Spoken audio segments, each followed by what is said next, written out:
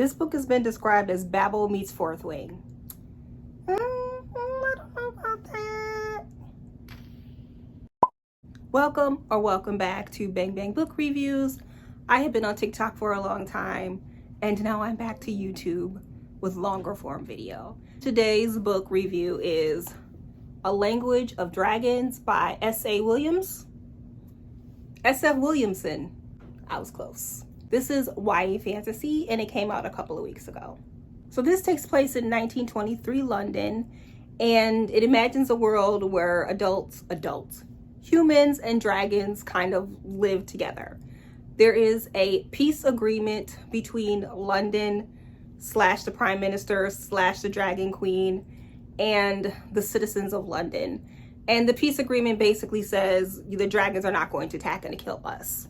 But some rebels are not happy with the peace agreement because there's a class system here and they're being treated like shit and they just want equal rights. So now there is a war, and our main character, Vivienne, has found herself in the middle of the war. She just wants to go to school. She wants to go to university and be a linguistics person, whatever they're called. And the revolution, what the fuck is that? Vivienne don't care. She's just trying to go to school.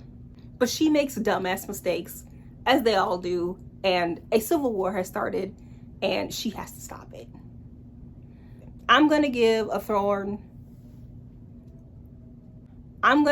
Language of Dragons a 2.75. The first 25% or so was pretty good. I was excited. I was like, oh my gosh, this is gonna be a 4. I'm really enjoying this. This is nothing like Fourth Wing. It's actually pretty good. And then 26% started, and now. If you are new here, hi, my name is Dawn, and I do book reviews, arc reviews, vlogs, all kinds of stuff. If you are here from TikTok, hey girl. In my reviews, I do dislikes and likes and nitpicks, and it's all spoiler free. And if I feel like I need to do a spoiler section, I will do that at the end of the video and I will let you know. I don't know if I'm going to do a spoiler edition here. Maybe I'll touch on a couple of things, but for the most part, this will be the spoiler-free edition. Let's start with dislikes, because I like to end on a positive note. We're going to start with dislikes. This book is all tell and no show, and that I feel like should be covered in Creative Writing 101. This book is all about the revolution. And like I said, it's a class system. So there's first class, second class, and third class. The first class, obviously, they're the upper crust. They're the wealthy. They're the most powerful. Then we have the second class, which is what Vivienne is. They have a lot more rights than the third class, but they're basically hustling so that they don't get pushed down to third class. And then we have the third class, who is much like lower class here in the States, where they have poor education, they have no health care, and they work very hard, like several jobs, just to be able to eat. A lot of them work in factories. They get sent to workhouses, and if they do anything wrong, they get sent to prison, and prison is bad. So the rebels are basically fighting for equal rights. They're not fighting for power or money. They just want to be treated equally. So it is important as the reader that we sympathize with the rebels, because otherwise, if we do not see how they live and feel their pain, then we don't care about their plight. And that's what happened. I just kept being told about the third class. And there are a couple of main characters here that are third class citizens. We could have seen what their life was like at some point, but no, we just get told. They just keep telling us, my life is bad. I have no health care. My fingers hurt. I don't know. We're just being told that they're poor and destitute. And so the rebel storyline means nothing to me because I have not sympathized with them. I don't know what they're going through. I don't feel their pain. And that is a huge part of the book. My next dislike, and actually kind of a like, is Vivienne, the main character. Vivienne, I will start with the dislikes of her, and then when I get to the like section, I'll tell you why I liked her. Vivienne is that FMC who, like I said, she is just got blinders on. Here is the mistreatment of the dragons over here. She can't see it. She can't see it. And then over here is the third class. Even though she knows somebody who's in the third class, she has a friend who's in the third class, oblivious. She don't give a shit. She is just trying to get into the university to go to linguistics class, or the study of linguistics.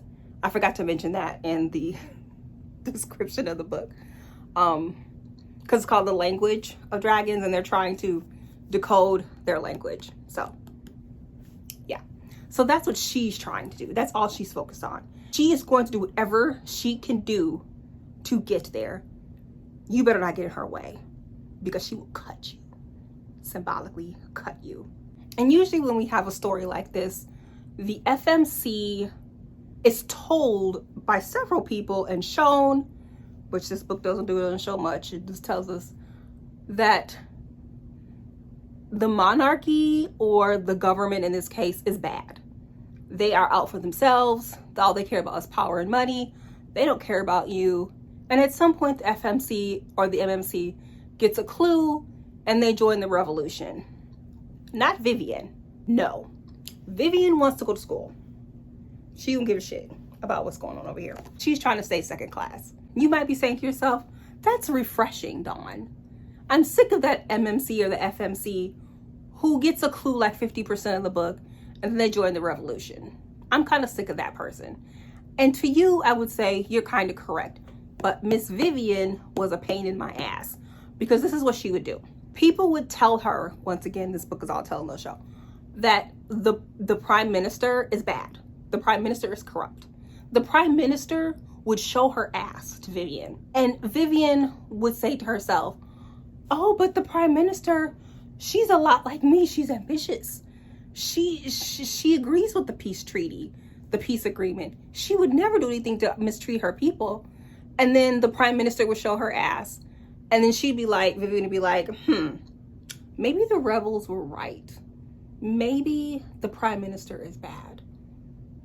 And then the next page, she'd be like, no, the prime minister is good. She's a good woman, and I'm going to stick by her. She would do that for like 90% of the book. And it was just repetition, the same shit over and over and over again. And it wasn't any new revelations about the prime minister, maybe a couple, but nothing major. She would just be like, oh, the prime minister is good. Maybe the rebels are good. No, the prime minister is good. And I understand that she's trying to save her family. Her 5-year-old sister has been taken to an orphanage. She's trying to get her out. I get it. She's desperate. Incredibly desperate. But everyone around her is like, I'm gonna have to sacrifice my family because the revolution is more important. Not Vivian. No. And once again, I understand that. I get that. But the author needed to find other ways to show her obstinate. And it was just repetition. Vivian was supposed to be an unlikable character, and the author accomplished that tenfold, because I didn't like her. But at the same time, she was still kind of flat. There was a romance here between Vivian and a third class person. I forgot his name. Let's call him Steve. And I'll put this in the spoiler section. So I will do a spoiler section. I'll talk about the romance in the spoiler section. I disliked it, but I kind of liked it. And I'll talk about the likes too. So just bear with me. Sorry. So one thing this book does that I disliked is there's a lot of code breaking in this book. Like I said, the dragons have their own secret language. And Vivian speaks several dragon languages. And the prime minister needs her to crack the secret dragon language. And so this book goes into depth. You can tell the author is very proud of her code breaking storyline, because that's all she freaking talks about. Too much. And because she focuses so much on the language of dragons, she has missed the opportunity to talk about other things that would have been far more interesting. For example, It's 1923. And yes, there are dragons. However, it still takes place in a historical 1923. People are still homophobic, and there is a gay character in this book. Is any of that really explored? No. He's just kind of out and about, and people know about it, yet nobody has an opinion about it. I call bullshit on that. There is a first-class citizen who is Black. It's still 1923, and I think slavery got abolished in England in 1908.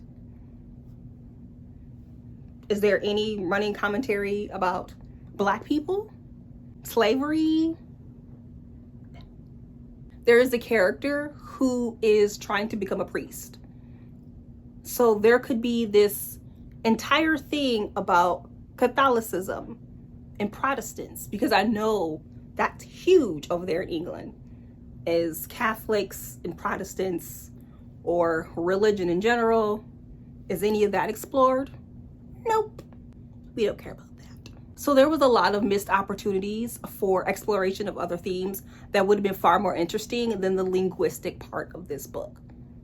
And that would have made this book probably a 4.5 and a critical read, as opposed to just a fun dragon story.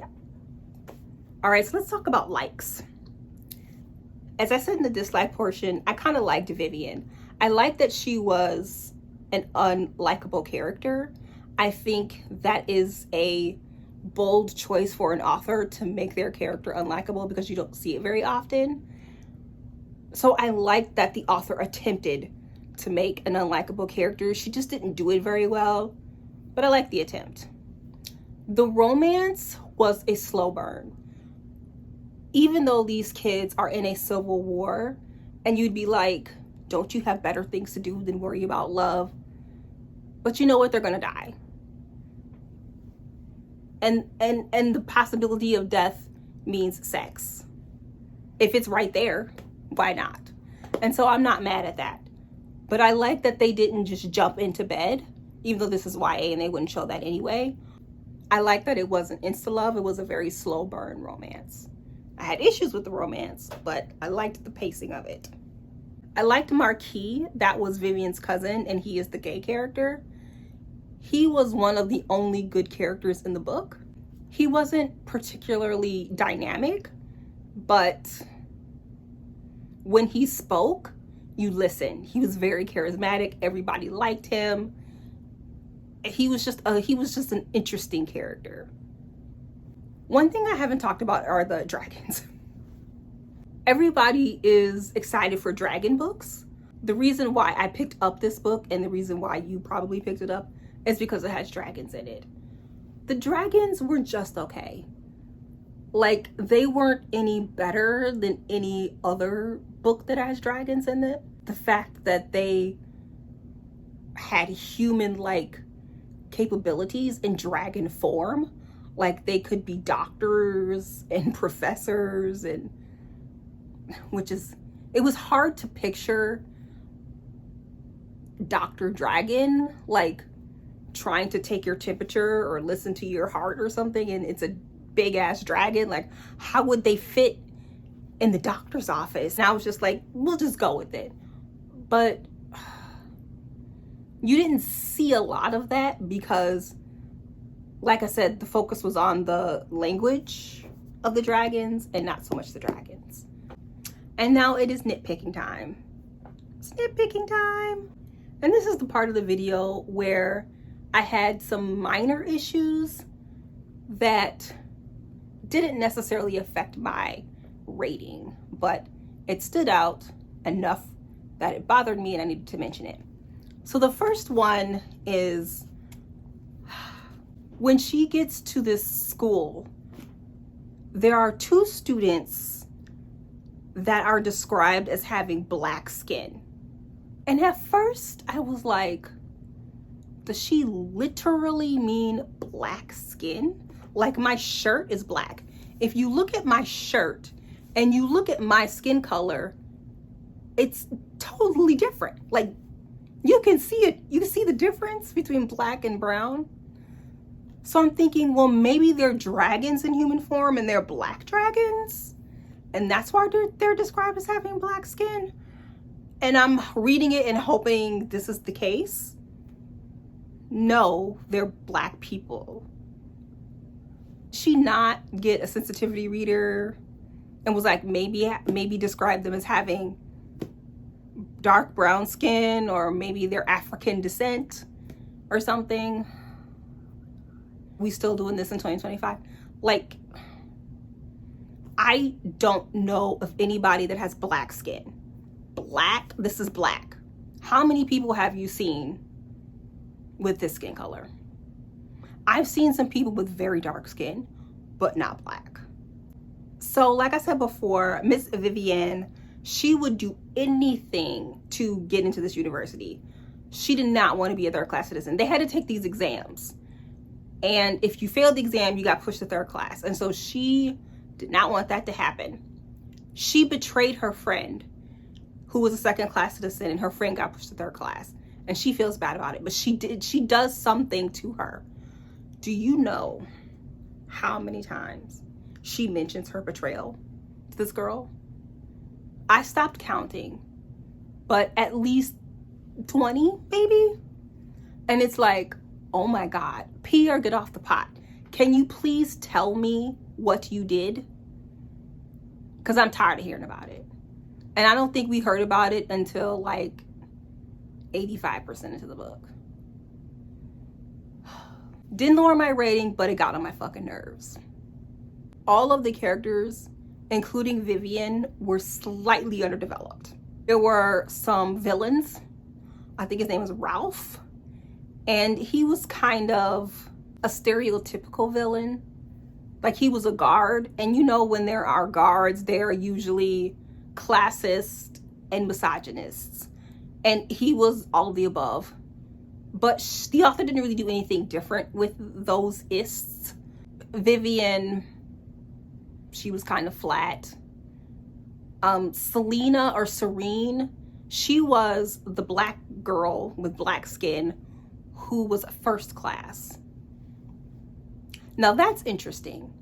It's 1923 and we have a black person in first class. So we're not gonna have any discussion about race, what's it like there in 1923, nothing. We're just gonna pretend that it's status quo for this black girl to be a first class citizen. Okay. The prime minister was also a pretty big villain. Flat. And we never met the dragon queen. I would have liked to have met the dragon queen. Was she human? Was she dragon? I don't know. Maybe I missed it. Maybe she was human. I don't know. But I would have liked to have met Queen Ignacia. All right, that is my spoiler-free review of The Language of Dragons by S.F. Williamson. And my next review will probably be These Burning Stars by Bethany. I want to say Frankel, but I know that's not right. I'll put the book up here. I have a couple of things, actually one thing that I want to spoil. So if you're staying for the spoiler edition, it'll probably be like 2 minutes. If not, thanks for joining me, and I'll see you in the next video. Bye-bye. All right, let's talk about this romance. Okay, so the guy that she's in love with, I think I called him Steve because I don't remember his name. He is a priest in training. And he's basically like, I cannot make out with you, girl. I'm going to be a priest.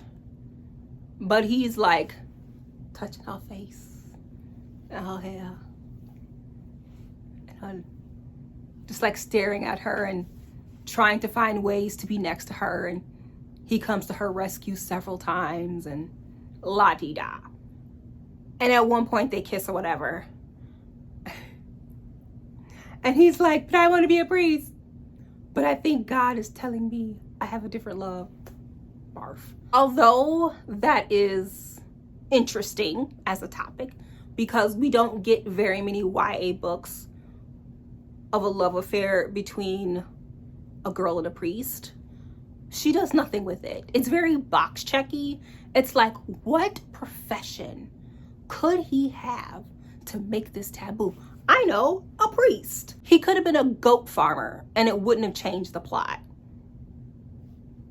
That's how unimpactful being a priest was to the story. Like, they did not talk about religion. Like I said in the spoiler-free edition, religion is huge in England. Like I don't know British history, I barely know American history, but I know that there were wars and like all kinds of laws and stuff because of Catholicism and other religions. I don't know, I'm not a religious person, but I know that's a big deal there, and nothing was done with it. Like, why make him a priest in training if you're not going to do anything with religion? That's all I had to say in the spoiler edition. It's such a missed opportunity, but this is my second goodbye. So thank you for joining me, and I'll see you in the next video.